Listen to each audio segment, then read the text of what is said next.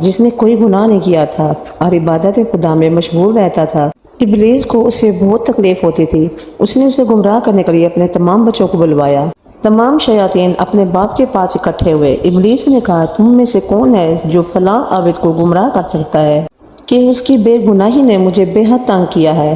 ہر کسی نے اپنے حساب سے کہا۔ ان میں سے ایک نے کہا، میں اسے ایسی عورتوں میں گمراہ کر دوں گا۔ تو ابلیس نے کہا، تمہارا یہ حربہ بیکار ہے، کیونکہ وہ عورتوں کے فریب میں نہیں آتا۔ دوسرے نے کہا، میں اسے شراب اور دیگر نشہ آور مشروبات سے گمراہ کروں گا۔ ابلیس نے کہا، اس کا کوئی فائدہ نہیں ہے، کیونکہ وہ دنیا کی لذتوں سے دھوکہ کھانے والا نہیں ہے۔ تیسرے نے کہا، میں اسے گمراہ کر سکتا ہوں۔ ابلیس نے کہا، کیسے؟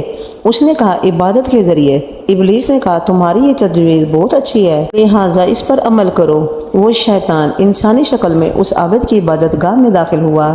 اس کے سامنے کھڑے ہو کر نماز و عبادت میں مشغول